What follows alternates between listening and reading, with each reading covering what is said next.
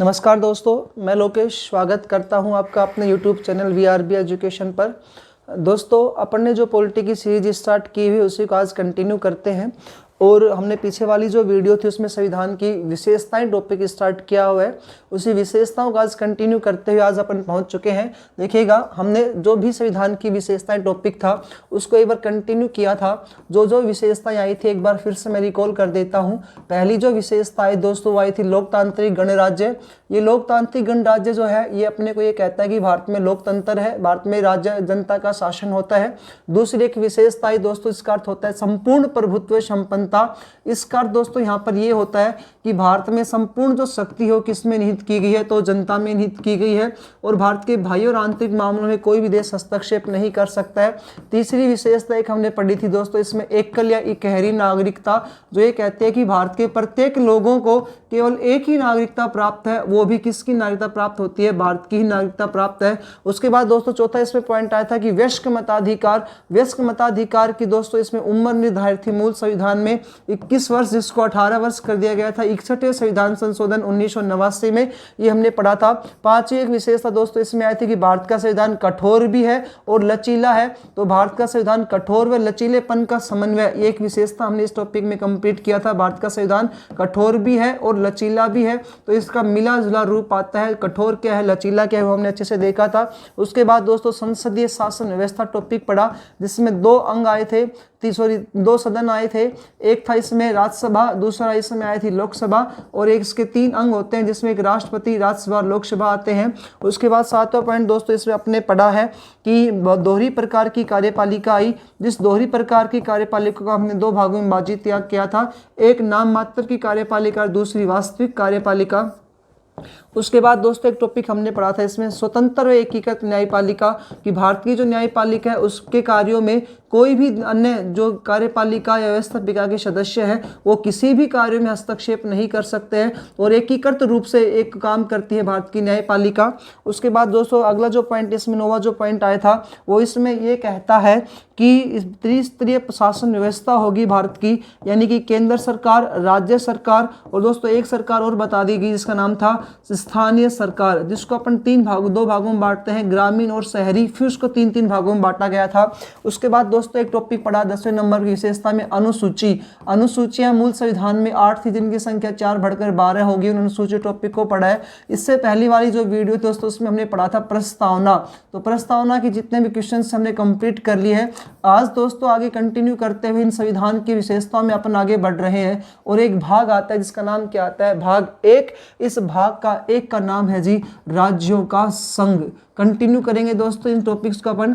भाग 1 का क्या नाम आता है, राज्यों का संघ, और इसमें जो आर्टिकल्स आते हैं वो आते हैं अनुच्छेद 1 से लेकर के 4 तक।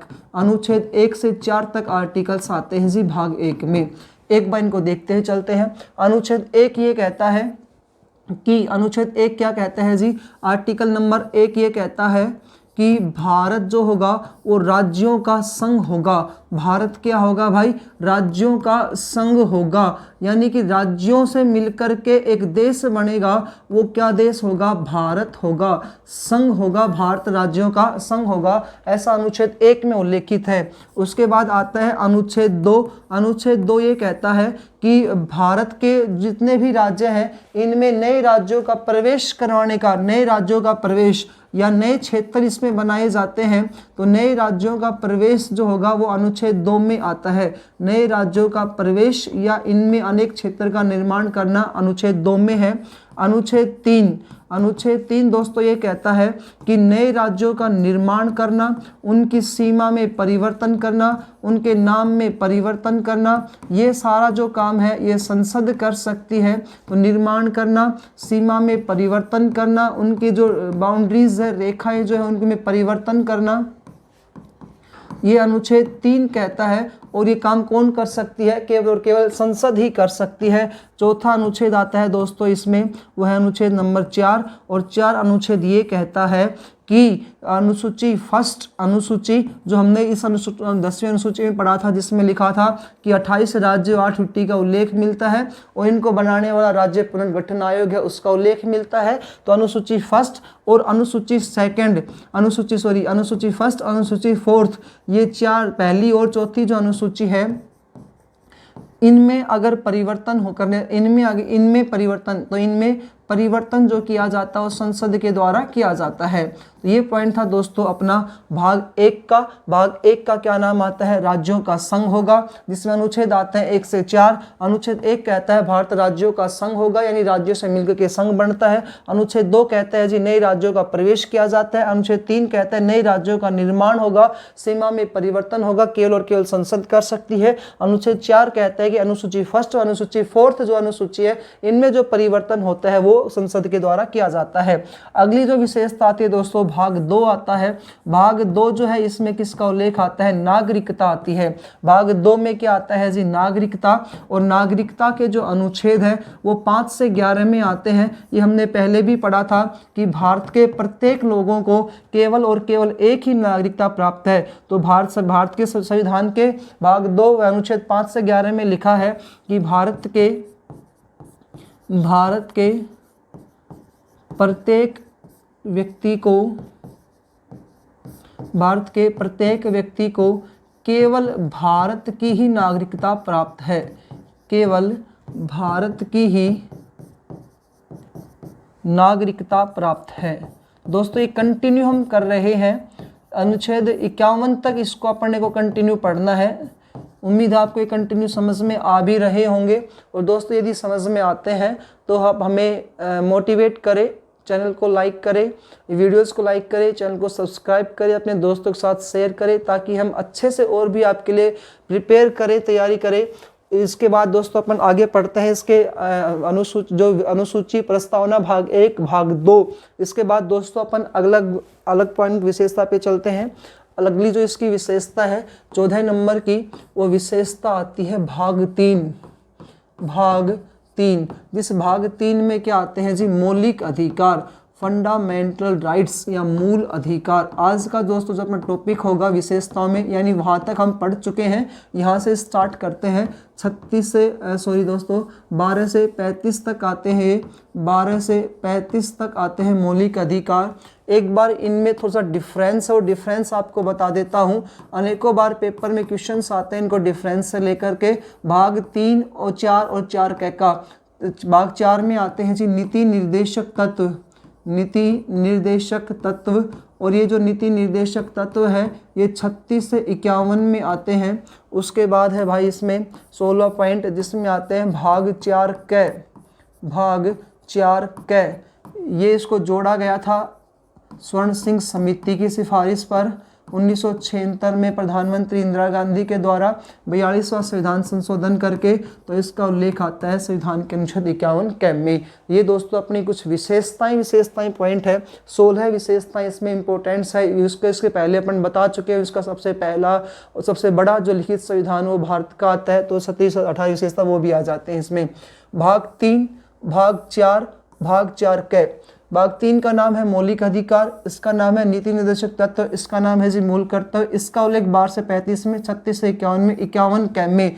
ये हमने कहाँ से लिए हैं तो दोस्तों ये मूल अधिकार जो है ये हमने अमेरिका से लिए हैं, ये हमने अमेरिका से ग्रहण किए हैं। इसके अलावा ये इनका जो स्रोत है नीति निर्देशक तत्व का, ये कहाँ से लिए गए हैं तो ये आयरलैंड से लिए गए हैं। ये कहाँ से लिए हैं जी, आयरलैंड से लिए हैं। और मूल कर्तव्य जो है दोस्तों ये हमने कहाँ से लिए हैं तो मूल कर्तव्यों का जो स्रोत आता है वो आता है रूस। ये हमने कहाँ से लिए हैं भाई, रूस से लिए हैं। ये इन तीनों का थोड़ा सा डिफरेंस था और इनकी परिभाषा और देखिएगा आप दोस्तों। पहले इन दोनों में देखिएगा मूल कर्तव्य वो है जो व्यक्ति की इच्छा पर निर्भर करते हैं, जो व्यक्ति की इच्छा पर निर्भर करते हैं, माने तो माने, ना माने तो ना माने। और संविधान में मैंने आपको एक पहले ही बताया था, संविधान में जिन पर वाद विवाद नहीं किया जा सकता, वाद विवाद नहीं किया जा सकता, वाद विवाद नहीं किया जा सकता संविधान में, वो कौन कौन से हैं, तो उसमें मैंने आपको पहले ही बताया था कि एक अनुसूची आती है 9वीं अनुसूची 9वीं अनुसूची प्रस्तावना को कोर्ट में चुनौती नहीं दे सकते। तीसरा है जिसमें ये मूल कर्तव्य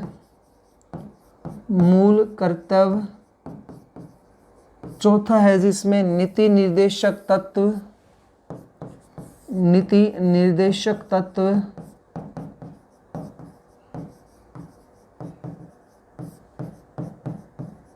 और पांचवा पॉइंट है भाई इसमें परिसीमन आयोग की रिपोर्ट, परिसीमन आयोग की रिपोर्ट। तो दोस्तों ये 5 पॉइंट हैं जिनको अपन कोर्ट में चुनौती नहीं दे सकते हैं, यानी कि इनके ऊपर अपन कोर्ट में वाद विवाद नहीं कर सकते। ये अपरिवर्तनीय है, कोर्ट के द्वारा इनको लागू नहीं किया जा सकता है। अब आप इनके अंतर को समझिएगा। मूल कर्तव्य वो है जो व्यक्ति की इच्छा पर निर्भर करते हैं, माने तो माने, ना माने तो ना माने।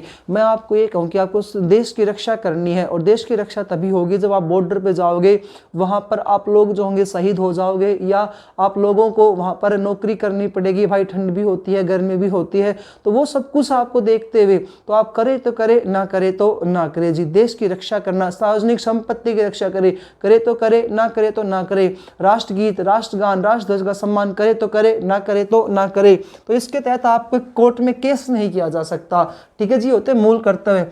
नीति निर्देशक तत्व वो होते हैं जो राज्य सरकार की इच्छा पर निर्भर करते हैं। राज्य सरकार दे तो दे, ना दे तो ना दे, तो राज्य सरकार की इच्छा पर निर्भर करे, वो क्या कहलाते हैं? नीति निर्देशक तत्व। और मूल कर्तव्य होते हैं जो किसकी इच्छा पर निर्भर करते हैं? व्यक्ति की इच्छा पर निर्भर करते हैं, दे तो दे, ना दे तो ना दे। लेकिन मौलिक अधिकार दोस्तों वो है जो प्रत्येक व्यक्ति को प्राप्त होते हैं। भारत में जिसने जन्म ले लिया और जब तक मृत्यु को प्राप्त नहीं हो जाता है तब तक उसके पास मौलिक अधिकार है, और अगर इनको कोई छीनता है तो इसके तहत अपन कोर्ट में क्या कर सकते हैं? केस भी कर सकते हैं। दोस्तों इनका तीनों का डिफरेंस था। आज टॉपिक अपना मौलिक अधिकार, तो स्टार्ट करने जा रहे हैं मौलिक अधिकार टॉपिक। मौलिक अधिकार टॉपिक है जी। इससे पहले हमने रिकॉल किया है क्या क्या हमने पढ़ चुके हैं इस टॉपिक को लेकर के। 3-4 पॉइंट और बचे हैं इसके। तो मौलिक अधिकार का जो उल्लेख आता है वो 12 से 35 में आता है। मौलिक अधिकार हमने अमेरिका से लिए हैं। इसका उल्लेख संविधान के भाग 3 में आता है। तो स्टार्टिंग है जी मौलिक अधिकारों की। जो भी इंपॉर्टेंट पॉइंट्स हैं इसको कंटिन्यू करेंगे अपन। मौलिक अधिकार संविधान के भाग 3 में आते हैं। अनुच्छेद 12 से 35 में है जी ये। स्रोत कहाँ से हमने इनको ग्रहण किया है? तो अमेरिका से जी हमने इनको लिया है मौलिक अधिकार को। ठीक है जी। अगला पॉइंट ये कहता है कि मूल संविधान में कितने मौलिक अधिकार थे। मूल संविधान की दोस्तों बात कर रहा है। तो मूल संविधान किस तारीख को लागू हुआ था? 26 जनवरी 1950 को। तो उस दिन कितने मौलिक अधिकारों की संख्या कितनी थी जी? 7। फिर कह रहे हैं कि मूल अधिकारों की संख्या वर्तमान में कितनी है? तो वर्तमान में दोस्तों पूछेगा तो कितने मूल अधिकार आ जाएंगे? 6 मूल अधिकार हैं भाई। 7 थे, अब कितने बच गए? 6 बच गए, यानी कि एक कम हो गया। वो कम कौन सा हुआ वो आपके सामने अभी मैं रखता हूं जी। पहला जो अधिकार आता है उसका नाम आता है समानता का अधिकार, इक्वलिटी का अधिकार है भाई। सबको संविधान में समानता का अधिकार दिया गया है। अब ये समानता का अधिकार कौन से अनुच्छेदों में आता है जी? तो अनुच्छेद 14 से 18 में आता है समानता का अधिकार। दूसरा अधिकार आता है दोस्तों इसमें स्वतंत्रता का अधिकार। स्वतंत्रता का अधिकार, ये जो स्वतंत्रता का अधिकार है ना, ये आता है 19 से 22 में। 14 से 18 में कौन आ गया? समानता का अधिकार। स्वतंत्रता का अधिकार है जी इसमें 19 से 22 में। स्वतंत्रता का अधिकार किस में आता है? 19 से 22 में। आप कंटिन्यू याद करने पड़ेंगे अधिकारों को। तीसरा अधिकार है जी इसमें शोषण के विरुद्ध अधिकार। यदि आप इसको अच्छे से कंटिन्यू क्लासेस वीडियो देख रहे हैं, प्रॉपर तरीके से आप अपने नोट्स तैयार कर रहे हो, तो ही दोस्तों आपको पॉलिटी समझ में आएगी। और पॉलिटी ऐसा सब्जेक्ट है जिसमें से क्वेश्चन बनते ही बनते हैं। और हर पेपर में इनसे रिलेटेड क्वेश्चन आपसे 101% पूछेगा। और जितने भी क्वेश्चंस आते हैं ना पॉलिटी के, उसे सबसे अच्छा फायदा ये होता है कि छोटे छोटे क्वेश्चंस पूछेंगे इसके, और आपके सिलेबस के अंदर से ही आएगा। एक छोटा सा ही टॉपिक होता है पॉलिटी का, ज़्यादा लेंथी है नहीं। चौथा जो पॉइंट आता है दोस्तों इसमें, वो आता है धार्मिक स्वतंत्रता का अधिकार, यानी कि भारत के लोगों को किस किस प्रकार का अधिकार है, कौन कौन सा अधिकार है, वो आप इस वीडियो में जानेंगे। धार्मिक स्वतंत्रता का अधिकार, ये अपना चौथा अधिकार है भाई। ये चौथा अधिकार जो आता है ये 25 से 28 तक है, 25 से 28 तक आता है। इसमें दोस्तों पांचवा जो अधिकार था, उस पांचवें अधिकार का नाम जो है वो है अल्पसंख्यक नागरिकों के लिए शैक्षिक व धार्मिक प्रबंधन की स्वतंत्रता, यानी कि मैनेजमेंट करने की स्वतंत्रता है। और ये कैसी मैनेजमेंट करने की, तो केवल शैक्षिक व धार्मिक प्रबंधन करने की स्वतंत्रता प्राप्त है। लेकिन ध्यान देने योग्य बात यहाँ पर ये आती है कि ये केवल और केवल किसके लिए है, अल्पसंख्यक नागरिकों के लिए। धार्मिक प्रबंधन की स्वतंत्रता ये दोस्तों आते हैं 29 और 30 में। इंपॉर्टेंट पॉइंट यहाँ पर ये आता है कि ये जो अधिकार है ना, ये सिर्फ और सिर्फ किसके लिए आता है, अल्पसंख्यक नागरिकों के लिए आता है। अल्पसंख्यक नागरिक किसे कहा जाता है, तो दोस्तों अल्पसंख्यक नागरिक का अर्थ होता है धर्म से। धर्म का अर्थ यहाँ पर ये है कि भारत में हिंदू धर्म को छोड़ करके जितने भी धर्म है, जैसे कि मुस्लिम धर्म है, सिख धर्म है, ईसाई है, पारसी है, बौद्ध है, जैन है, जो भी धर्म है, उन सब धर्मों की संख्या कम है। तो सारे जो धर्म है उन संख्या कम होती है, उसको क्या कहा जाता है, अल्पसंख्यक। तो हिंदू धर्म को छोड़ करके जितने भी धर्म है उन सब की संख्या क्या है भाई, इसमें कम है। तो शैक्षिक व धार्मिक प्रबंधन की स्वतंत्रता उनका इसमें आता है। छठा जो अधिकार था, अब ये हट चुका है, लेकिन एक बार कंटिन्यू देते हैं, सातों के अधिकारों को अपन एक बार नोट डाउन कर लेते हैं। छठा जो अधिकार था दोस्तों, वो था इसमें संपत्ति का अधिकार। संपत्ति का अधिकार यानी कि आपके पास जो निजी संपत्ति है वो आपके, जैसे कि आपके परदादा के पास जो जमीन थी वो आपके दादा के पास आई, यदि भाई है तो उसमें बढ़ जाएगी। दादा के पास आई, दादा की जमीन आपके पापा के पास आई, पापा की जमीन आप तक पहुंची। ये क्या होता था, संपत्ति का अधिकार था भाई इसमें। सातवां जो पॉइंट आता है इसमें, वो आता है संवैधानिक उपचारों का अधिकार।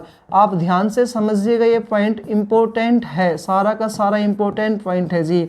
संवैधानिक उपचारों का अधिकार ये आता है इसमें सातवां पॉइंट। और संवैधानिक उपचारों के अधिकार से रिलेटेड अनुच्छेद आता है 32, जिसको डॉक्टर भीमराव अंबेडकर ने क्या कहा है, संविधान की आत्मा कहा है। ये हमने प्रस्तावना पॉइंट में भी देखा था। संविधान की आत्मा वैसे प्रस्तावना को कहा जाता है, लेकिन डॉक्टर भीमराव अंबेडकर ने संविधान की आत्मा किसे माना है, तो आपको बता दें कि प्रस्तावना को नहीं मान करके संविधान की आत्मा को आत्मा माना है इन्होंने, अनुच्छेद 32 को। पॉइंट देखिएगा, 26 जनवरी 1950 को मूल संविधान में कितने मूल अधिकार थे, 7 थे। ये 7 आपके सामने रहे, लेकिन वर्तमान में कितने हैं जी, 6 है। वो 6 कैसे है, ये बीच वाला जो है, छठे वाला जो अधिकार है, इसको समाप्त कर दिया गया है। अब समाप्त किया गया है तो जाहिर सी बात है संविधान में सुधार करके किया गया होगा। तो सुधार कौन से नंबर का किया गया वो देखिएगा आप, 44वें संविधान संशोधन। 44वें नंबर का भारत में संविधान संशोधन हुआ था। तो 44वें संविधान संशोधन 1978 में दोस्तों भारत के प्रथम गैर कांग्रेसी प्रधानमंत्री बने थे प्रधानमंत्री मोरारजी देसाई। प्रथम गैर कांग्रेसी प्रधानमंत्री बने प्रधानमंत्री मोरारजी देसाई। इन्होंने क्या किया, 44वां संविधान संशोधन 1978 में किया, और जो संपत्ति का अधिकार था ना जी, इसको अधिकार की श्रेणी से समाप्त कर दिया। प्रधानमंत्री मोरारजी देसाई ने अनुच्छेद 31 यानी कि संपत्ति के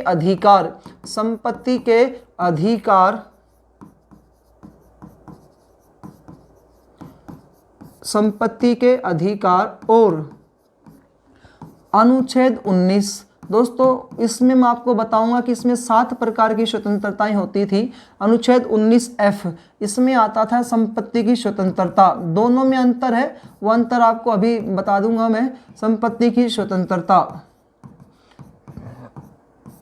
ये तो है अधिकार, संपत्ति का अधिकार, यानी कि मेरे पापा की जमीन मेरे पास आएगी, अधिकार था। ऐसे ही संपत्ति की स्वतंत्रता है, मेरे पापा की जमीन मेरे पास आएगी, स्वतंत्रता है उनको देने की, मेरे को ही देंगे जी। लेकिन इन दोनों को, ये अनुच्छेद 19 में आता था, इसमें 7 प्रकार की स्वतंत्रताएं थी, वर्तमान में 6 है। तो अपन आगे देखेंगे इस चैप्टर को। संपत्ति के अधिकार अनुच्छेद 31 और संपत्ति की स्वतंत्रता अनुच्छेद 19F को क्या कर दिया गया, को हटा दिया गया, को हटा करके यानी कि इसमें से हटा दिया, अधिकार में से भी हटा दिया और स्वतंत्रता में से भी हटा दिया, हटा करके संपत्ति को कानूनी अधिकार बना दिया। संपत्ति को कैसा अधिकार बना दिया, कानूनी अधिकार बना दिया गया है। इसका अर्थ यह है कि आज संपत्ति हमारा मूल अधिकार नहीं है, आज संपत्ति कैसा अधिकार है भाई, कानूनी अधिकार है, जिसका उल्लेख, यानी कि संपत्ति के अधिकार जो एक कानूनी अधिकार है ना जी, इस संपत्ति का जो उल्लेख है, जिसका उल्लेख संविधान के भाग 12 व अनुच्छेद 300A में मिलता है, अनुच्छेद 300A में मिलता है। उम्मीद है दोस्तों आपके पॉइंट समझ में आया होगा। मैं आपको ये कह रहा हूँ कि प्रस्ताव जो अपना जो संविधान जो है, इस मूल संविधान में 7 प्रकार के मूल अधिकार प्राप्त थे भारत के प्रत्येक नागरिकों को, लेकिन वर्तमान में इनकी संख्या कितनी आती है, 6 है। 7 में से कौन सा अधिकार हट चुका है, तो संपत्ति का अधिकार, जिसका उल्लेख अनुच्छेद 31 में आता था, ये हट चुका है। इस स्वतंत्रता के अधिकार के तहत अनुच्छेद 19 में 7 प्रकार की स्वतंत्रता थी, उन 7 में से 19F को हटा दिया गया। 19F में किसकी स्वतंत्रता थी, संपत्ति की स्वतंत्रता। तो संपत्ति का अधिकार और संपत्ति की स्वतंत्रता, ये दोनों, संपत्ति का अधिकार, संपत्ति की स्वतंत्रता, ये फंडामेंटल राइट्स में ही लिखे हुए थे, इन मौलिक अधिकार में ही लिखे थे। इनको हटा करके अब एक कानूनी अधिकार बना दिया गया है, जिसका उल्लेख संविधान के भाग 12 में आता है और अनुच्छेद 300M में है। तो वर्तमान में संपत्ति कैसा अधिकार है, तो आपका आंसर क्या आएगा, तो वर्तमान में संपत्ति एक कानूनी अधिकार है। ठीक है जी दोस्तों, उम्मीद आपके पॉइंट समझ में आया होगा। अब इनको अपन कंटिन्यू करते हैं। 12 से लेकर के 35 जो आर्टिकल्स हैं, कंटिन्यू आपको याद करने पड़ेंगे। अब आपसे क्वेश्चन ये पूछेगा कि संविधान में कितने मौलिक अधिकार है वर्तमान में, तो ऑप्शन क्या आएगा, 6। तो आपको 6 सही माना जाएगा। अब आपसे क्वेश्चन दूसरा ये पूछे, संविधान में कौन कौन से अनुच्छेदों को मौलिक अधिकार में तो गिना जाता है, लेकिन वो भारतीयों के मूल अधिकार में नहीं आते हैं। तो दोस्तों 12 से 35 में हमने किस किस को यहाँ पर नहीं लिखा है, तो 14 से स्टार्ट किया, यानी 12 और 13 आया इसमें। उसके बाद दोस्तों 13 इसमें नहीं आता है। 32 के बाद 33, 34, 35, 31 समाप्त हो ही चुका है। ठीक है जी, तो 12, 13, 33, 34, 35 ये मूल अधिकार पॉइंट में तो आते हैं, लेकिन दोस्तों ये अपने फंडामेंटल राइट्स में नहीं आते हैं। इसके बाद एक पॉइंट और देखिएगा, ये मौलिक अधिकार या भाग 3 जो है ना, इसको भारत का मैग्ना कार्टा कहा जाता है। भाग 3 को भारत का क्या कहा जाता है भाई, मैग्ना कार्टा कहा जाता है। भारत का क्या कहेंगे, इसको मैग्ना कार्टा कहा जाता है। इंपॉर्टेंट पॉइंट है जी ये, भारत का मैग्ना कार्टा किसे कहा जाता है। बात करते हैं जी अनुच्छेद 12 से, अनुच्छेद 12 से 35 तक चलेंगे। अनुच्छेद 12 क्या कहता है, इसमें राज्य की परिभाषा दी गई है। इसमें अनुच्छेद 12 में किसकी परिभाषा दी गई है, राज्य की परिभाषा दी गई है, जो विधानमंडल और कार्यपालिका से मिलकर के बनता है, जो विधानमंडल व कार्यपालिका से मिलकर के बनता है। यानी कि इसके 2 अंग बता दिए, कौन कौन से राज्य के 2 अंग होते हैं, तो कार्यपालिका और मिलकर के बनता है, कार्यपालिका और विधानमंडल, ये 2 अंग होते हैं जी राज्य के। जैसे एक को कंप्लीट समझ लेंगे अपन। दोस्तों हमने बताई थी कि कार्यपालिका, व्यवस्थापिका, न्यायपालिका, तो ये 3 प्रकार की शासन व्यवस्था होती है भारत को चलाने के लिए। इस राज्य सरकार में या राज्य में, या सरकार का उल्लेख नहीं मिलता है, फिर भी आप एक पॉइंट चलो सरकार हटा ही देता हूँ यार, सरकार का उल्लेख नहीं मिलता है यहाँ पर, सिर्फ किसका उल्लेख मिलता है, राज्य का। तो राज्य के 2 अंग बताए गए हैं, विधानमंडल, दूसरा कार्यपालिका। दोस्तों राज्य की कार्यपालिका में कौन शामिल होता होता है, ये आपसे क्वेश्चन पूछेगा। और राज्य की विधानमंडल में कौन शामिल होता है, ये क्वेश्चन दोस्तों अपने पॉइंट में आते हैं। अनुच्छेद 12 को परिभाषित कर रहे हैं। कार्यपालिका में दोस्तों सबसे पहले आता है राज्यपाल। राज्य की कार्यपालिका का अंग नहीं है, ऐसा क्वेश्चन आएगा। राज्यपाल के दो बाद दोस्तों दूसरे नंबर पे आते हैं सीएम। सीएम के बाद आती है इसकी मंत्री परिषद, और मंत्री परिषद और सीएम के बाद अगला आता है जी इसमें एडवोकेट जनरल। एडवोकेट जनरल यानी कि महाधिवक्ता। एडवोकेट जनरल महाधिवक्ता। विधानमंडल की बात करते हैं दोस्तों, तो विधानमंडल के सदन होते हैं दो। जैसे संसद के 2 सदन आए थे, ऐसे इसके भी 2 सदन होते हैं। एक है जी इसमें विधान परिषद जो 5 राज्यों में है वर्तमान में। दूसरी है दोस्तों विधान सभा जो 28 के 28 राज्यों में है। साथ ही साथ वर्तमान में 3 यूटी दिल्ली, पुडुचेरी और जम्मू कश्मीर में भी है। इसमें दूसरा पॉइंट अलग आता है कि इसके अंग कितने होते हैं, तो अंग होते हैं जिसके 3। पहले अंग में शामिल हो जाता है राज्यपाल, दूसरा इसका आता है भाई विधान परिषद, तीसरा इसमें आता है विधान सभा।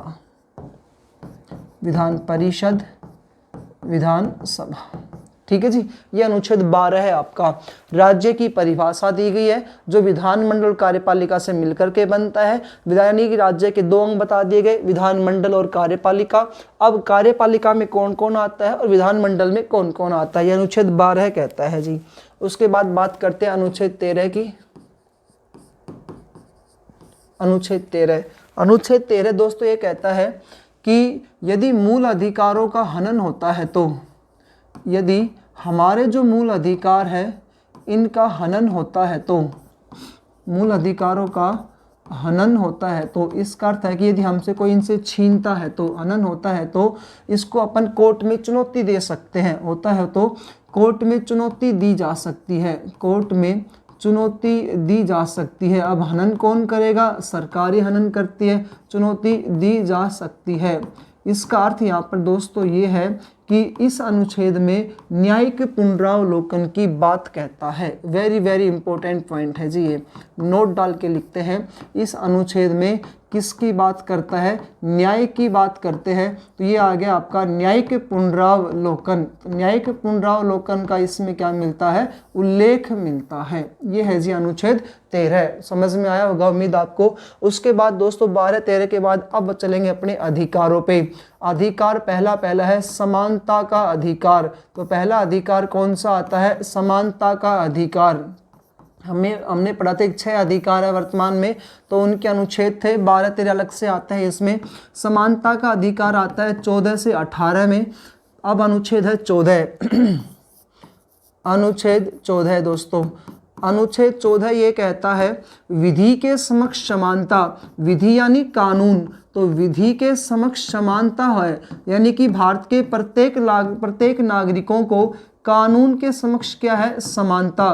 तो विधि के समक्ष समानता और विधि का समान संरक्षण और कानून का समान संरक्षण, ये हमने जो है ये अनुच्छेद 14 कहता है। विधि का समान संरक्षण और विधि के समक्ष समानता। ये संरक्षण वाला जो पॉइंट है कि कानून हमारी सबकी समान रूप से रक्षा करेगा, ये हमने कहाँ से लिया है, अमेरिका से। और कानून के सामने हम सब लोग समान हैं, ये हमने कहाँ से लिया है जी, ब्रिटेन से। ठीक है जी।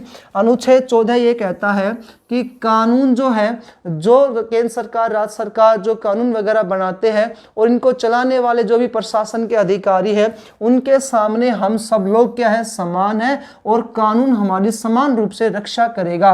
का विधि का समान संरक्षण, ये ब्रिटेन और अमेरिका से क्रमशः लिया गया है। इतना आपको 14 अनुच्छेद में याद करना है जी।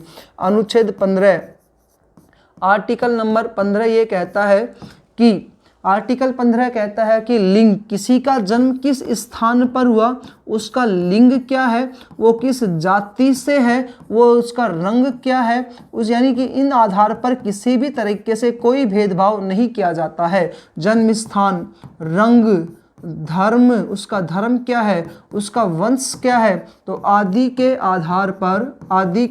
आधार पर कोई भेदभाव नहीं होगा। आदि के आधार पर कोई भेदभाव नहीं होगा।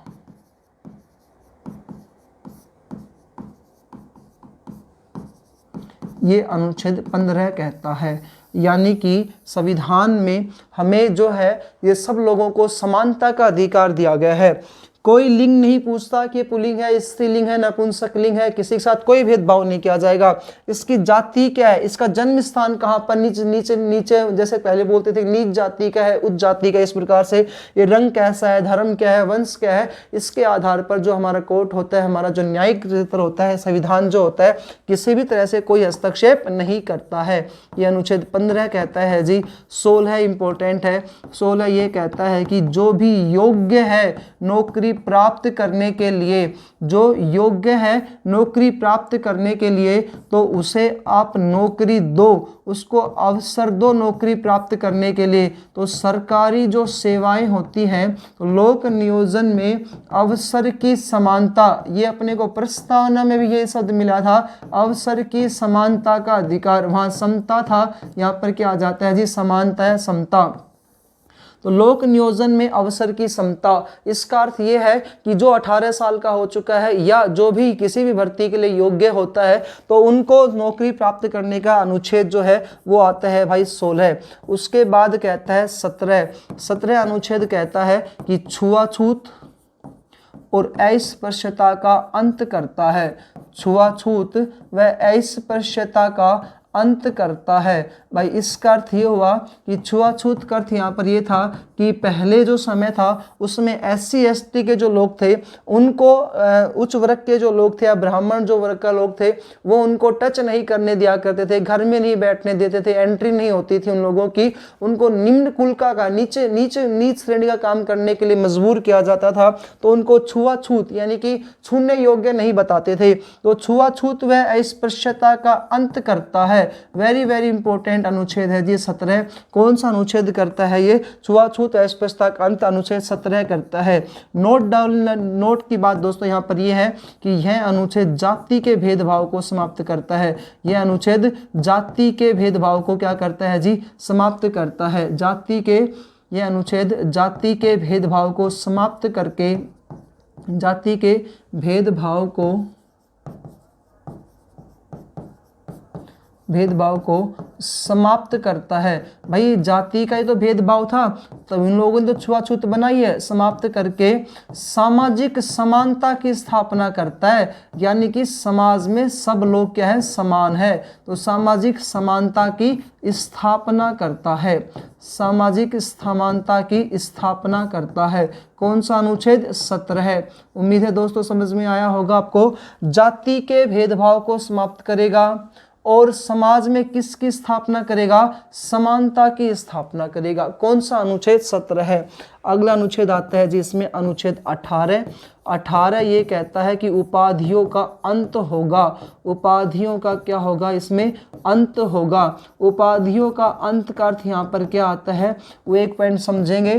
कहता है कि शिक्षा व सेना को छोड़ करके, किसको छोड़ करके, शिक्षा व सेना को छोड़ करके।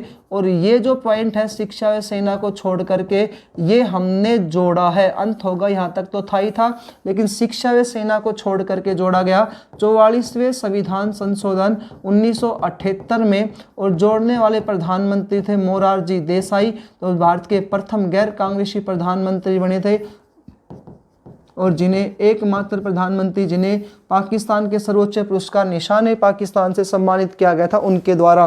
पॉइंट क्या है, उपाधियों का अंत। कौन सा अनुच्छेद करता है, 18। किसको छोड़ करके, शिक्षा या सेना को छोड़ करके। ये बात जो ना शिक्षा सेना को छोड़ने की बात कौन संविधान संशोधन तय जोड़ी गई थी, तो 44वें संविधान संशोधन 1978 में प्रधानमंत्री मोरारजी देसाई ने जोड़ी थी जी। पॉइंट समझिएगा, जैसे किसी को भारत रत्न पुरस्कार मिला, मान सचिन तेंदुलकर जी को भारत रत्न पुरस्कार मिला, तो सचिन तेंदुलकर जी अपने नाम के आगे किसी भी उपाधि का प्रयोग नहीं कर सकते। तो ये नहीं लगा सकते कि भारत रत्न सचिन तेंदुलकर, ये होता है जी इसके आगे, है ना जी। जैसे कोई बड़े पद पर है तो बड़े पद किसका आएगा, तो बड़ा पद शिक्षा और सेना को छोड़ करके लेफ्टिनेंट है जी, कर्नल बने, जनरल बने, तो ये एडमिरल जो है या जनरल जैसे हवलदार है तो ये गाँव में लगाते हैं जी, है ना। तो इस प्रकार से जो पॉइंट आता है शिक्षा को छोड़ करके, शिक्षा में जैसे डॉक्टर हुए, प्रोफेसर हुए, तो शिक्षा और सेना को छोड़ करके कोई भी व्यक्ति अपने नाम के आगे किसी भी उपाधि का प्रयोग नहीं कर सकता, ऐसा 18 कहता है। इससे पहले हमने 12 पढ़ा था। 12 कहता है कि राज्य की परिभाषा दी गई है, 2 अंग होते हैं, विधानमंडल कार्यपालिका, कार्यपालिका के ये सदस्य होते हैं, विधानमंडल के ये सदस्य होते हैं दोस्तों। उसके बाद आया अनुच्छेद 13। 13 कहता है कि जो हमारे सामने जो 6 मूल अधिकार है, यदि इनको कोई छीनता है तो अपन इसकी न्याय की जांच करेंगे। इसको क्या बोला जाता है? न्यायिक पुनरावलोकन का उल्लेख मिलता है इसमें। तो अनुच्छेद 13 में किसका उल्लेख मिलता है भाई? न्यायिक पुनरावलोकन का उल्लेख मिलता है। उसके बाद कह रहा है समानता का अधिकार है, समता का अधिकार 14 से 18 में। 14 कहता है कि कानून के सामने हम सब लोग समान है, कोई उसके सामने अमीर गरीब का भेदभाव नहीं करेगा, उसका कोई अमीर गरीब नहीं है। उसके अलावा कानून जो होगा वो हमारी समान रूप से रक्षा करेगा। उसके बाद अगला पॉइंट आता है लिंग, जाति, जन्म स्थान, रंग, धर्म, वंश के आधार पर कोई भेदभाव नहीं होता है। 16वां अनुच्छेद कहता है भाई इसमें कि ये कहता है लोक नियोजन, सरकारी नौकरियों में अवसर दिया जाएगा। छुआछूत स्पष्टता का 17 करता है। उपाधियों का 218 करता है। किस उपाधि को छोड़ करके? शिक्षा और सेना को छोड़ करके। ये बात जो है 44 संविधान संशोधन 1978 में प्रधानमंत्री मोरारजी देसाई जी ने जोड़ी थी। समानता का अधिकार कंप्लीट। दूसरा अधिकार आता है भाई इसमें स्वतंत्रता का अधिकार।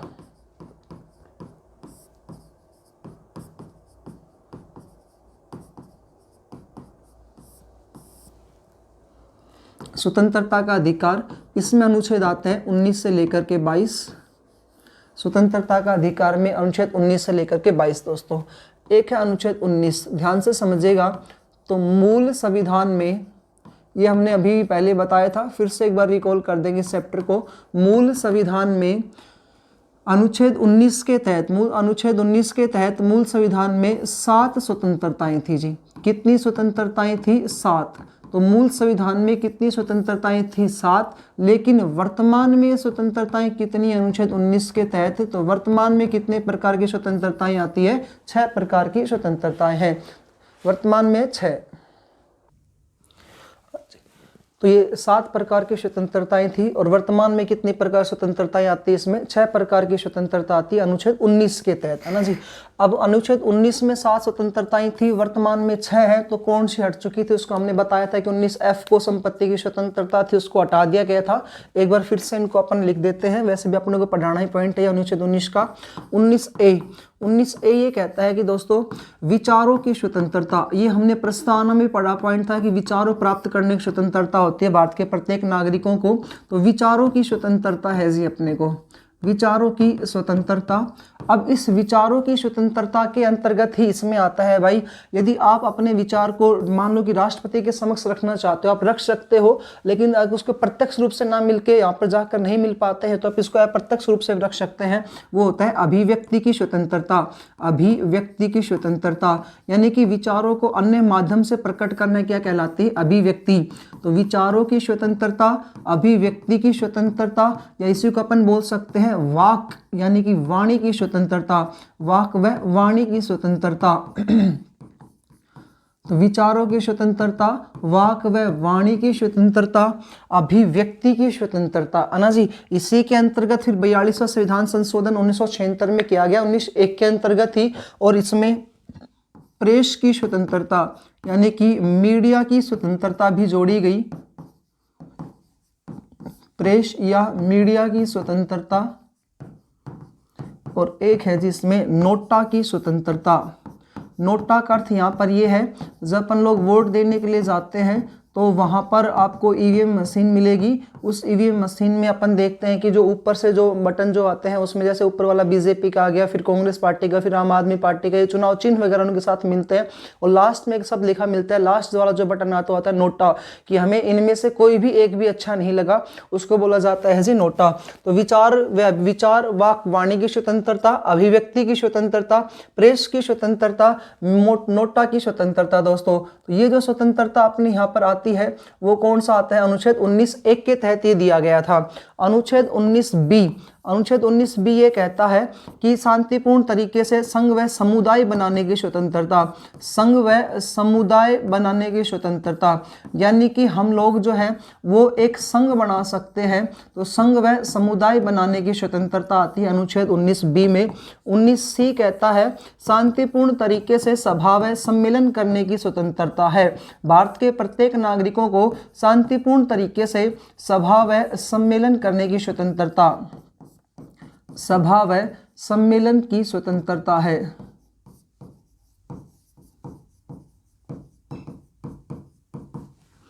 19 डी ये कहता है, जैसे ए आया विचारक स्वतंत्रता, बी है संघ व समुदाय बनाने की स्वतंत्रता। संघ का अर्थ होता है कि कोई भी लोग अपने संगठन बना ले, है ना जी, समुदाय बना ले। जैसे हिंदू धर्म के लोग अलग हो जाए, मुस्लिम धर्म के अलग हो जाए, वो संप्रदाय में होते हैं, यहाँ पर उनको बोला जाएगा संघ व समुदाय। फिर 19 सी कहता है शांतिपूर्ण तरीके से सभा व सम्मेलन करने की स्वतंत्रता। डी कहता है कि देश में कहीं पर भी घूमने की स्वतंत्रता, यानी देश में हम कहीं पर भी घूम सकते हैं, ऐसा अनुच्छेद डी कहता है जी। अनुच्छेद डी के बाद आता है ई, ये कहता है देश में कहीं पर भी निवास करने की स्वतंत्रता, कहीं भी हम लोग क्या कर सकते हैं, निवास कर सकते हैं। तो 1 2 3 4 5 ये 7 स्वतंत्रताएं थी और सातों को लिख देते हैं अपन। छठी जो आती है वो 19F आती है। 19F ये कहती है कि देश में कहीं पर भी अपन लोग व्यापार कर सकते हैं, तो व्यापार करने की स्वतंत्रता, सॉरी दोस्तों ये F जो थी वो कहती थी संपत्ति की स्वतंत्रता, संपत्ति की स्वतंत्रता। 19F कहती है संपत्ति की स्वतंत्रता। इसका अर्थ क्या है कि आपके जो पास की जमीन है वो आपके पास ही आएगी, संपत्ति की स्वतंत्रता है। और 7वीं इसमें आती है F के बाद ABCDEF जी में कहता है कि आपको देश में कहीं पर भी व्यापार कर सकते हैं, तो ये आती है जी आपकी व्यापार करने की स्वतंत्रता, व्यापार की स्वतंत्रता। पहला आया था भ्रमण की स्वतंत्रता, उसके बाद आती है निवास की स्वतंत्रता, उसके बाद है जी संपत्ति की स्वतंत्रता, उसके बाद है जी इसमें व्यापार की स्वतंत्रता। और अभी हमने पहले पढ़ाई था अनुच्छेद 19F में जो संपत्ति की स्वतंत्रता थी, इसको 44वें संविधान संशोधन 1978 में, 44वें संविधान संशोधन 1978 में प्रधानमंत्री मोरारजी देसाई के द्वारा हटा दिया गया। किसके द्वारा हटा दिया गया? मोरारजी देसाई के द्वारा हटा दिया गया। और वर्तमान में संपत्ति की स्वतंत्रता नहीं है, संपत्ति का अधिकार भी नहीं है। ये संपत्ति आज एक कानूनी अधिकार है जिसका उल्लेख अनुच्छेद 300A में मिलता है और जिसका अनुच्छेद भाग आता है 12। तो अनुच्छेद 19 में 7 प्रकार की स्वतंत्रताएं दी हुई थी, वर्तमान में 6 स्वतंत्रताएं। कौन स्वतंत्रता इसमें हट चुकी है? 19F को हटा दिया गया है। विचार व अभिव्यक्ति की स्वतंत्रता, वाक वाणी की प्रकट करने की स्वतंत्रता आती है। प्रेस या मीडिया की स्वतंत्रता है। नोटा की स्वतंत्रता 19A। संघ व समुदाय बनाने की स्वतंत्रता, जैसे मान लो कि हम सब मिलकर के नौजवान ये संघ बना ले तो नौजवान पार्टी बन गई, नौजवान संघ बनाने की स्वतंत्रता। शांतिपूर्ण तरीके से सभा सम्मेलन कर सकते हो अपन लोग। देश में कहीं पर भी घूमने की स्वतंत्रता, निवास करने की स्वतंत्रता। और फिर जिम्मे आती है इसमें व्यापार करने की स्वतंत्रता। 19 से 22 में, अनुच्छेद 19 में किसकी स्वतंत्रता आती है?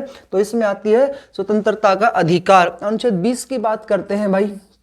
ये कहता है अपराधों के दोष सिद्धि का प्रावधान, अपराधों के दोष सिद्धि का प्रावधान, दोष सिद्धि का प्रावधान व दोहरे दंड का निषेध।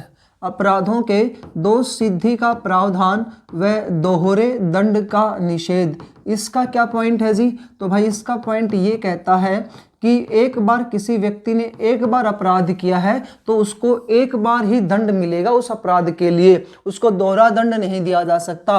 और उस व्यक्ति को किस वजह से गिरफ्तार किया जा रहा है इसका दोष सिद्ध होना चाहिए। कि किसी भी व्यक्ति को पुलिस वाले ये नहीं कि आपको उठा करके सीधा कोर्ट जेल में डाल दिया जाएगा, आपके दोष को सिद्ध होना चाहिए। क्या कहलाता है? दोष सिद्धि का प्रावधान है, अनुच्छेद 20 में आता है।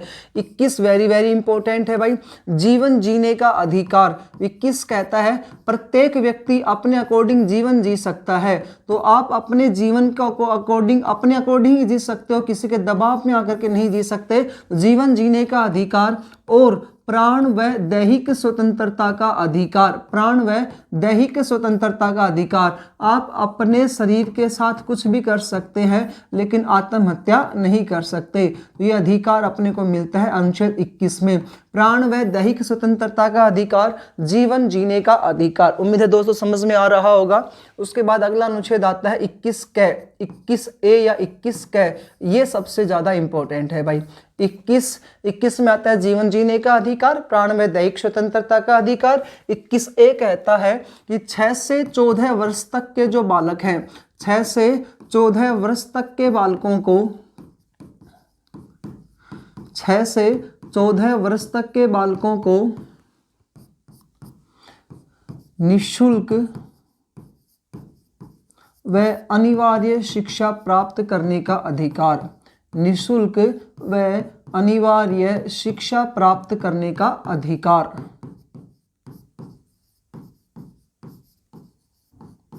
प्राप्त करने का अधिकार यानी कि ये अधिकार है, कोई नहीं छीन सकता।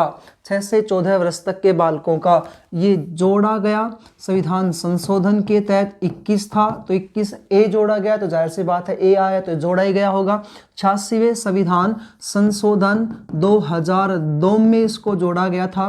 प्रधानमंत्री थे इस समय अटल बिहारी वाजपेयी जी।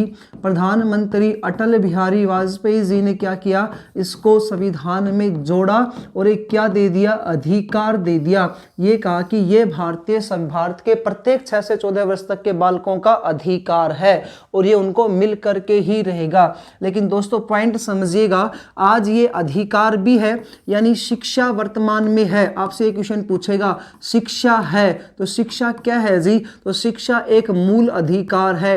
यदि मूल अधिकार है तो कौन से आर्टिकल के तहत आती है, 21A के तहत आती है। कौन से विधान संशोधन तहत जोड़ा गया, 86वें। दूसरा पॉइंट दोस्तों अपन ने पढ़ा था मूल कर्तव्य, तो ये मूल अधिकार भी है, मूल कर्तव्य भी है। मूल कर्तव्य कौन से नंबर का आता है ये, तो 11वें नंबर का मूल कर्तव्य है। कौन से संविधान संशोधन तहत जोड़ा गया, 86वें संविधान संशोधन तहत। लेकिन ये जो इसकी मूल भाषा जो है ना जी, इंपॉर्टेंट पॉइंट है भाई, ये जो मूल भाषा है यह ये नहीं थी। यह मूल भाषा जो है यह संविधान के भाग 4 से ली गई है। संविधान के भाग 4 और अनुच्छेद है 45, उसमें लिखा था ऐसा। अब आपको मैं एक बार लिख देता हूं इसकी मूल भाषा क्या थी। तो संविधान के भाग 4 अनुच्छेद 45 में क्या लिखा था, 6 से 14 वर्ष तक के बालकों को, 6 से 14 वर्ष तक के बालकों को निःशुल्क व अनिवार्य शिक्षा, निःशुल्क व अनिवार्य शिक्षा राज्य सरकार देगी। अनिवार्य शिक्षा राज्य सरकार देगी, यानी कि ये नीति निर्देशक तत्व में लिखा था राज्य सरकार देगी। और इसकी जो डेफिनेशन थी ना वो मैंने आपको पहले ही बता दी है कि नीति निर्देशक तत्व वो होते हैं जो राज्य सरकारों के ऊपर डिपेंड करते हैं। राज्य सरकार दे तो दे, ना दे तो ना दे, और इनको कोर्ट में चुनौती भी नहीं दे सकते। स्टार्टिंग वाले जो अपनी फर्स्ट स्लाइड थी उसमें मैंने आपको यही बताया था कि नीति निर्देशक तत्व वो होते हैं जो राज्य सरकारों की इच्छा पर निर्भर करते हैं। इनको दे तो दे, ना दे तो ना दे। तो ये अनुच्छेद 45 की मूल भाषा थी, यानी कि इस भाषा को यहां से चेंज करके इसको एक अधिकार दे दिया गया। ये अधिकार है प्रत्येक बच्चों का, कोई नहीं छीन सकता। ये मूल कर्तव्य भी है जो, लेकिन ये बच्चों का नहीं है, ये प्रत्येक माता पिता का मूल कर्तव्य है। ये अपन 11वें मूल कर्तव्य पढ़ेंगे। दोस्तों क्वेश्चन इतना सा पूछेगा, शिक्षा वर्तमान में है तो शिक्षा अधिकार भी है, मूल कर्तव्य भी है। शिक्षा थी तो शिक्षा जो थी वो अनुच्छेद 45 के तहत भाग 4 नीति निर्देशक तत्व में आती थी, लेकिन आज ये अधिकार भी है और मूल कर्तव्य भी है। तो 21A के तहत प्रधानमंत्री अटल बिहारी वाजपेयी ने इसको जोड़ा है, अधिकार बना दिया गया 86वां संविधान संशोधन 2002 करके। उसके बाद दोस्तों अनुच्छेद 22 पे आते हैं अपन। अनुच्छेद 22 से कहता है कि गिरफ्तार किए गए व्यक्ति को 24 घंटे के अंदर न्यायालय में उपस्थित करवाया जाए। गिरफ्तार किए गए व्यक्ति को कितने घंटे के अंदर जी, 24 घंटे के अंदर कोर्ट में ले जाना अनिवार्य है, के अंदर कोर्ट में ले जाना अनिवार्य है।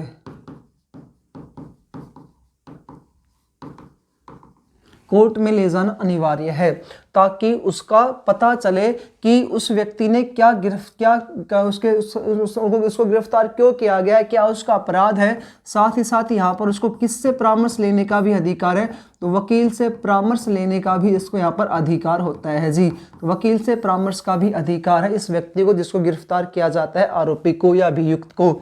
लेकिन दोस्तों नोट डालने योग्य पॉइंट यहाँ पर ये आता है, अगर संसद क्यों कोई कानून बनाती है, यानी कि संसद के द्वारा दिए गए कानून में, अगर संसद के द्वारा जो कानून बनाए गए हैं, तो संसद के द्वारा बनाए गए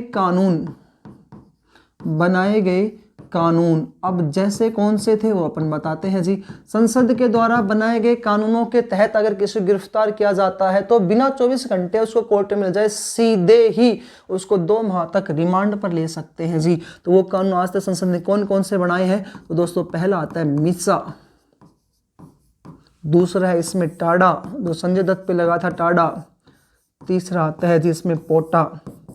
तो मिसा, टाडा, पोटा, ये जो है ना, ये तीनों ही आंतरिक सुरक्षा व आतंकवाद गिरोह से संबंधित होते हैं। सुरक्षा व आतंकवाद गिरोह से संबंधित है।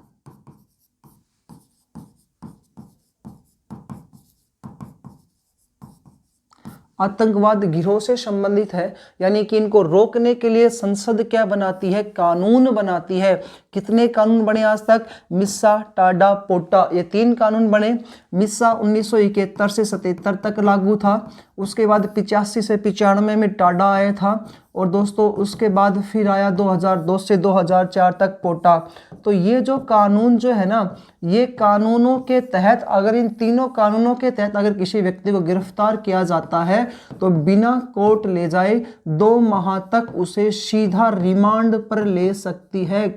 2 माह तक उसे सीधा क्या कर सकता है, रिमांड पर ले जाया जाएगा। ये कहता है जी अनुच्छेद 22 ये कहता है कि गिरफ्तार किए गए व्यक्ति को 24 घंटे के अंदर कोर्ट में ले जाना अनिवार्य है, लेकिन संसद के द्वारा बनाए गए कानूनों के तहत जिसको गिरफ्तार किया जाता है, तो इन कानूनों के तहत जिसको गिरफ्तार किया जाएगा उसको सीधा 2 माह तक रिमांड पर भेजा जाएगा।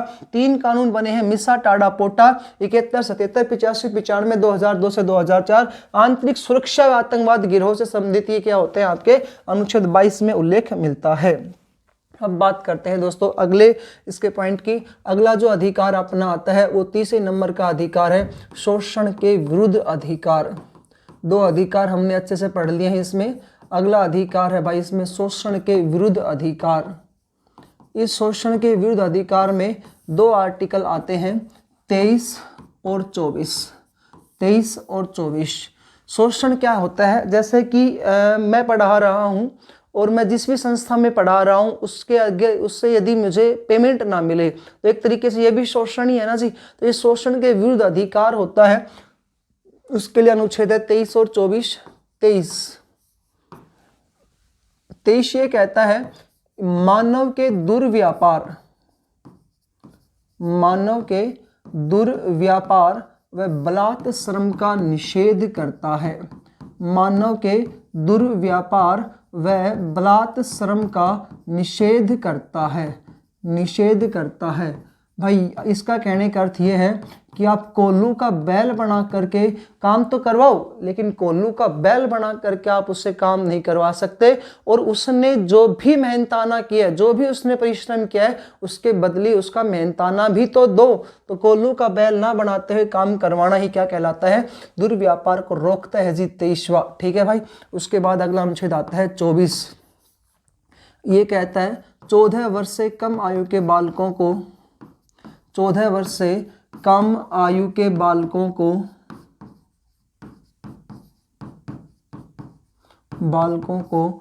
कारखाने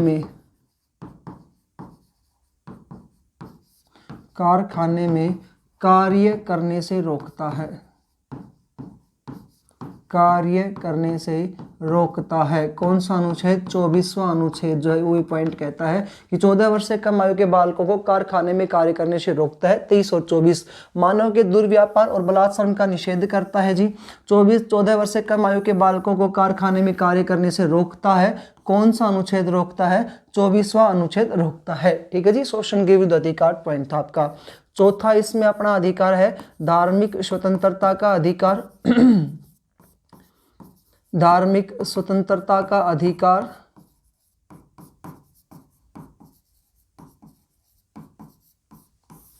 इसमें अनुच्छेद आते हैं 25 से लेकर के 28 तक।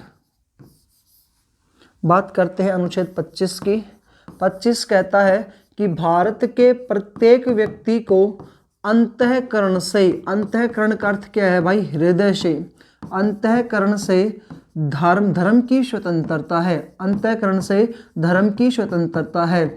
भाई मैं हिंदू हूँ और मेरे को ये लगे कि सिख धर्म अच्छा है, सिख धर्म जो है वो अच्छा है, तो मैं क्या कर सकता हूँ? सिख धर्म को अपना सकता हूँ, लेकिन अंतःकरण से, अपने हृदय से जी। ठीक है, तो कोई भी है वो अपने अंतःकरण से यहाँ पर धर्म की स्वतंत्रता होती है।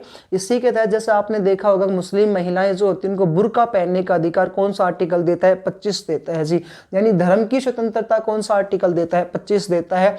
जो सिख वर्ग के जो समुदाय के लोग हैं उनको छोटा सा किरपान होता है उनके पास, तो किरपान धारण करने का अधिकार या कड़ा पहनने का अधिकार ये कौन सा आर्टिकल देता है? इसमें जी 25 देता है। ठीक है भाई, अगला अनुच्छेद बात करते हैं अपन 26 की। 26 ये कहता है कि भारत के हिंदू वर्ग के लोग, भाई यहाँ पर सिर्फ हिंदू वर्ग में इसलिए लिख रहा हूँ स्पेशल क्योंकि भारत में हिंदू धर्म को छोड़ करके जितने भी धर्म सारे कैसे आते हैं? अल्पसंख्यक आते हैं। तो क्या है? 26 कहता है धार्मिक व शैक्षिक प्रबंधन की स्वतंत्रता, लेकिन ये सिर्फ और सिर्फ किसके लिए है? हिंदू धर्म के लोगों के लिए, हिंदू वर्ग के लिए है। तो धार्मिक व शैक्षिक प्रबंधन की स्वतंत्रता है। शैक्षिक प्रबंधन की स्वतंत्रता अनुच्छेद 26 कहता है। दोनों में आप अंतर पढ़ोगे, अल्पसंख्यक नागरिकों के लिए आएगा, वहां पर मैं लिखूंगा अल्पसंख्यक नागरिकों के लिए शैक्षिक व धार्मिक प्रबंधन की स्वतंत्रता अनुच्छेद 30 में आता है, लेकिन 26 सिर्फ किसके लिए आता है? हिंदू धर्म के लोगों के लिए आता है। जैसे अपन हिंदू धर्म के जो लोग हैं मंदिर बना सकते हैं, विद्यालय कॉलेज इसे बना सकते हैं, तो ये अपना पॉइंट है 26 में।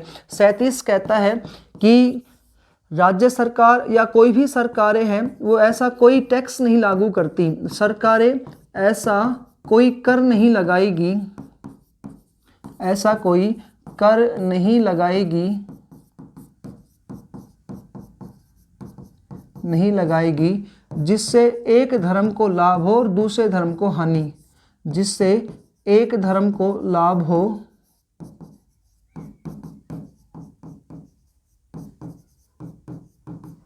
और दूसरे को हानि हो।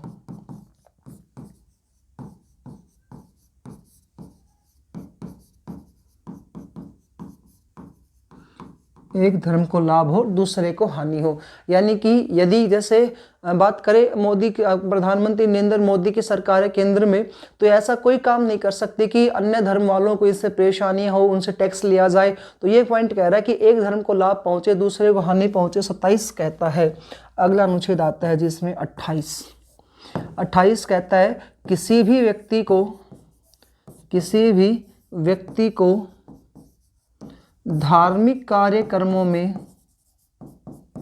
किसी भी व्यक्ति को धार्मिक कार्यक्रमों में उपस्थित होने के लिए बाध्य नहीं किया जाएगा। किसी भी व्यक्ति को धार्मिक कार्यक्रमों में उपस्थित होने के लिए बाध्य नहीं किया जाएगा। उपस्थित होने के लिए बाध्य नहीं किया जाएगा।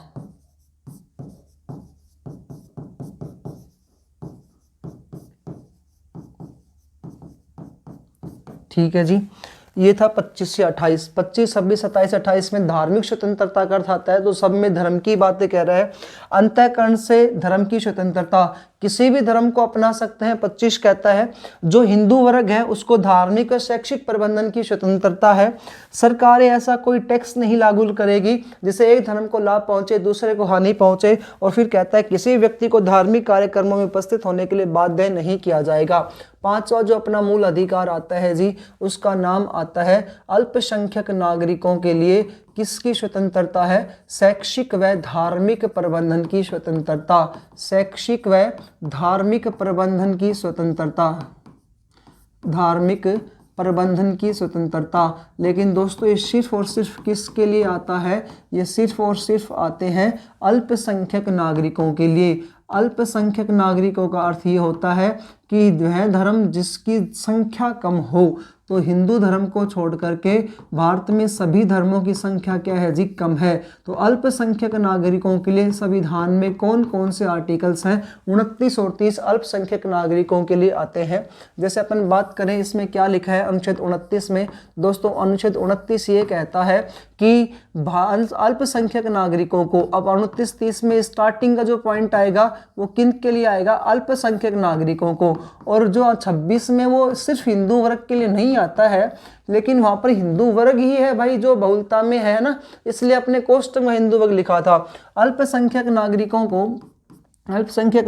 को अपनी भाषा, लिपि व संस्कृति को सुरक्षित रखने का अधिकार है।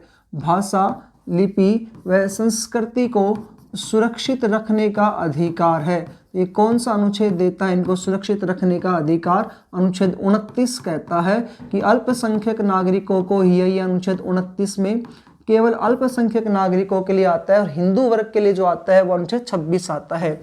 अनुच्छेद 30 वो 26 वाली परिभाषा है, लेकिन वो 26 जो थी वो सिर्फ और सिर्फ हिंदू वर्ग की थी।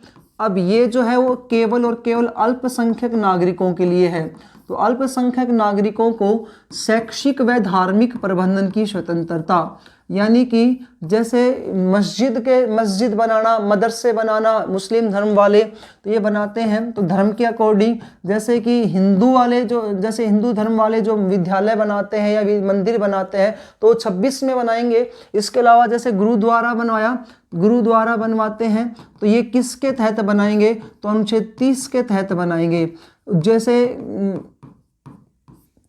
जैसे कि ईसाई धर्म में चर्च बनाई जाती है तो कौन से के तहत बनाई जाती है? 30 के तहत बनाई जाएगी। मस्जिद का निर्माण करवाया 30 के तहत करेंगे, क्योंकि अल्पसंख्यक नागरिकों के लिए अधिकार है। तो यह है दोस्तों शैक्षिक व धार्मिक प्रबंधन की स्वतंत्रता। इससे पहले हमने पढ़ा था धार्मिक स्वतंत्रता का अधिकार। ये भी वही परिभाषा है, धार्मिक व शैक्षिक प्रबंधन की स्वतंत्रता, ये भी वही परिभाषा है शैक्षिक व धार्मिक प्रबंधन की स्वतंत्रता। अंतर इतना सा है कि अल्पसंख्यक नागरिकों के लिए है और वो दोस्तों किसके लिए आएगा? हिंदू वर्ग के लिए आएगा, एक समुदाय के लिए आएगा। उसके पीछे रीजन ये है क्योंकि भारत में हिंदू धर्म को छोड़ करके जितने भी धर्मों के ऐसे सारे अल्पसंख्यक नागरिक हैं। लास्ट है जिसमें अपना अधिकार जिसका नाम आता है संवैधानिक उपचारों का अधिकार। तो इसमें 7 अधिकार थे, 7 में से एक हट चुका है, संपत्ति का अधिकार, इसलिए 31 वाला जो था वो समाप्त हो चुका है। उसका वर्तमान में अधिकार जो है वो कानूनी अधिकार है, जिसका उल्लेख संविधान के भाग 12 अनुच्छेद 300 में आता है। यह है लास्ट अधिकार। तो 31 ना लिख करके यहाँ पर सीधा क्या लिखूंगा? 32। देखो 29-30 सीधा 32 लिख रहा हूं, 31 को हमने हटा दिया है भाई। संवैधानिक उपचारों का अधिकार, इसको भीमराव अंबेडकर ने क्या कहा है? संविधान की आत्मा कहा है। सबसे इंपॉर्टेंट पॉइंट यही आता है, ये संविधान की आत्मा किसे कहा जाता है? तो भीमराव अंबेडकर ने इन्हें क्या कहा है? अनुच्छेद 32 को संविधान की आत्मा कहा है। अब दोस्तों आत्मा कहा है तो जाहिर सी बात है कोई इंपॉर्टेंट पॉइंट ही होगा जिसके कारण इसको संविधान की आत्मा कहा है। उसके पीछे रीजन क्या बताया जाता है कि अनुच्छेद 32 के तहत संविधान में, अनुच्छेद 32 के तहत संविधान में और दोस्तों एक नोट डाल के आप एक पॉइंट और लिखवाता हूं मैं यहाँ पर। अनुच्छेद 32 के तहत यहाँ पर आएगी केंद्र सरकार या सुप्रीम कोर्ट करता है। और दोस्तों अनुच्छेद 226 के तहत भी सेम टू सेम पॉइंट है।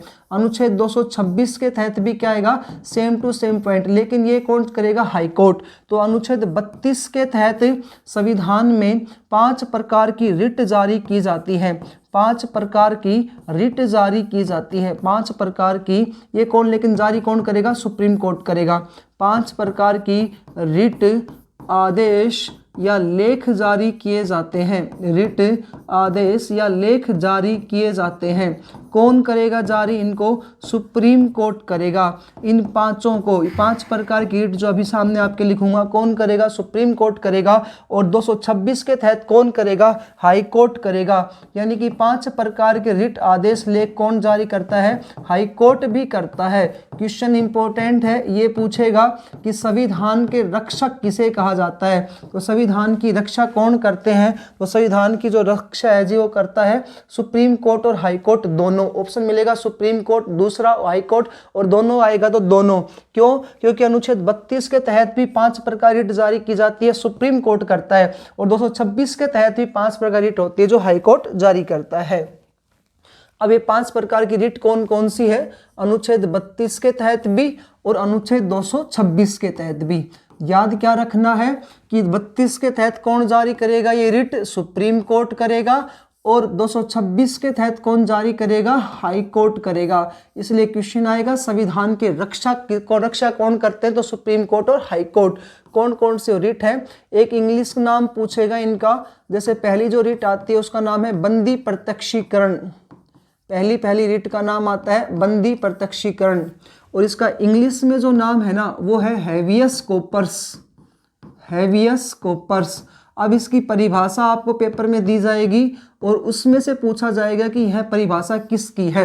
तो ये बंदी प्रत्यक्षीकरण को ही क्या कहा जाता है? Habeas corpus. दूसरा इसमें आता है दोस्तों परमादेश। परमादेश, परमादेश का यहाँ पर अर्थ होता है इंग्लिश में मैंडामस। Mandamus, mandamus. इनका अभी परिभाषा आपको बताऊंगा, एक बार इनका नाम। तीसरा है इसमें प्रतिषेध। प्रतिषेध, और प्रतिषेध को इंग्लिश में कहते हैं प्रोहिबिशन। प्रोहिबिशन। चौथा है इसमें उत्प्रेषण लेख। उत्प्रेषण लेख, और इसको कहा जाता है सर्टियोरोरी। सर्टियोरोरी। और लास्ट है जी इसमें 5वीं रिट, ये है अधिकार पर्चा।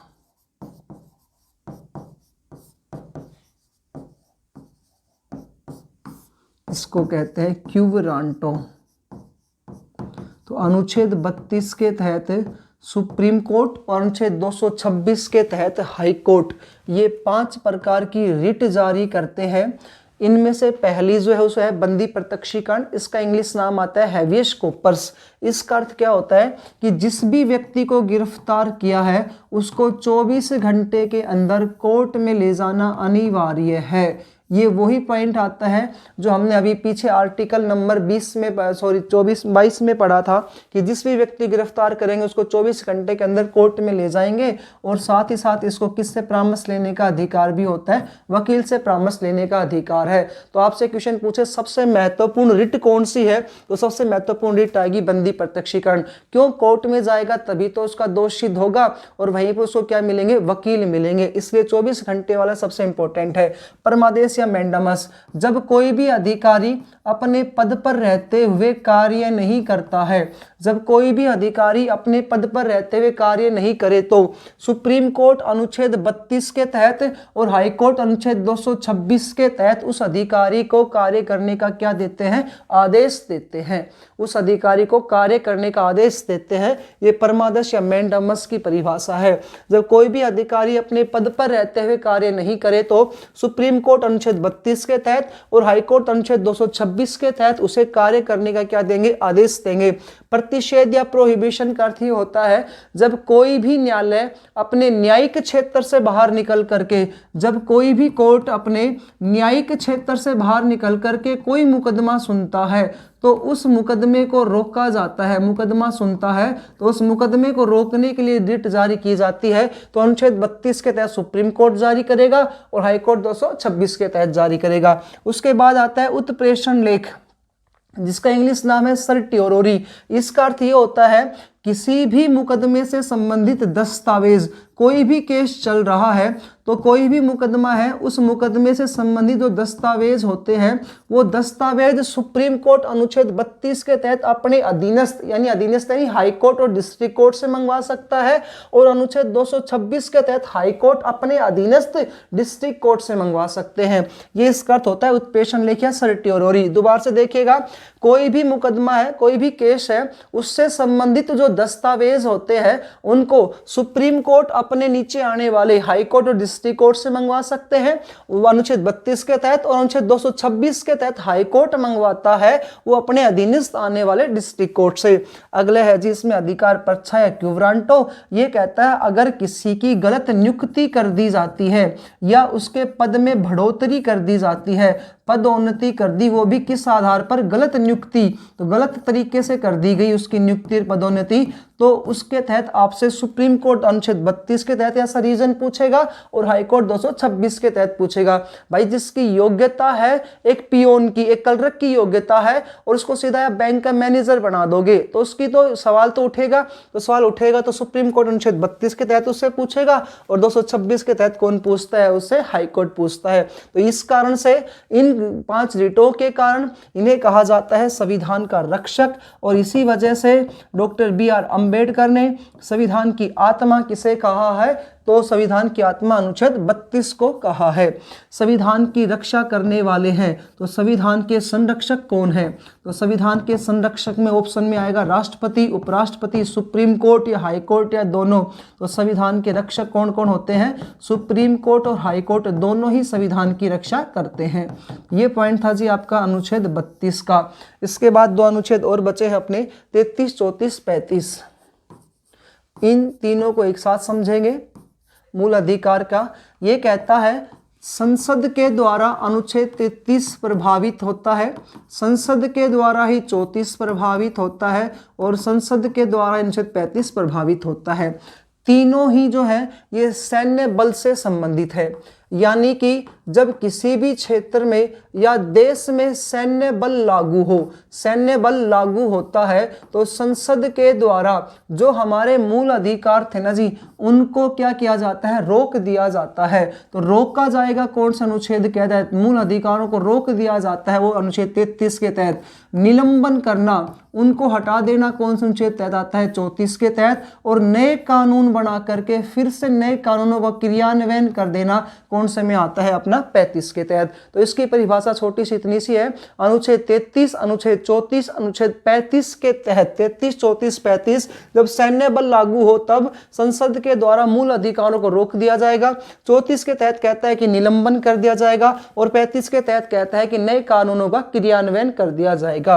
अब सबसे इंपॉर्टेंट पॉइंट ये आता है कि ये जो हमारे सामने जो मूल अधिकार आए थे, हमारे सामने मूल संविधान में 7 थे, वर्तमान में 6 है, तो 12 से 35 में जो मूल अधिकार है इनमें से वे मूल अधिकार जो कभी भी स्थगित नहीं हो सकते, तो वे मूल अधिकार जिनको कभी भी समाप्त नहीं किया जा सकता, वे मूल अधिकार जो कभी भी स्थगित नहीं हो सकते या समाप्त नहीं किया जा सकता,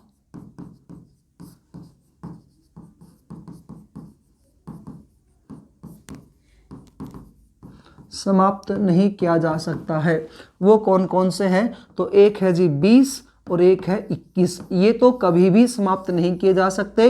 20 कहता है कि जिस भी व्यक्ति को उसका पता होना चाहिए कि किस वजह से गिरफ्तार किया गया, दोष सिद्धि का प्रावधान है, दोहरे दंड का निषेध देता है। 21 है जीवन जीने का अधिकार, प्राण व दैहिक स्वतंत्रता का अधिकार। लेकिन एक शर्त के तहत पॉइंट और आता है, अनुच्छेद 19 भी समाप्त नहीं होगा यदि अनुच्छेद 352 का आधार, अनुच्छेद 352 का आधार बाह्य आक्रमण, अनुच्छेद 19 भी समाप्त नहीं होगा यदि अनुच्छेद 352, अब दोस्तों अनुच्छेद 352, 356 और 360 ये इसको हम राष्ट्रपति की शक्तियों में पढ़ेंगे, आपातकालीन शक्तियां होती है, इसके तहत पूरे देश में राष्ट्रीय आपातकाल लगता है। अनुच्छेद 352 के तहत राष्ट्रपति आपातकालीन शक्ति लगाते हैं, वो आता है तो राष्ट्रीय आपातकाल। अनुच्छेद 352 का नाम आता है राष्ट्रीय आपातकाल। 356 का नाम आता है राज्यों में राष्ट्रपति शासन। और 360 का नाम आता है वित्तीय आपातकाल। ये पॉइंट ये है कि यदि पूरे देश में राष्ट्रीय आपातकाल लग जाए, राज्यों में राष्ट्रपति शासन लग जाए या वित्तीय आपातकाल लग जाए तो कौन कौन से अनुच्छेद जो कभी भी समाप्त नहीं हो सकते, तो 20 और 21 कभी समाप्त नहीं होते हैं।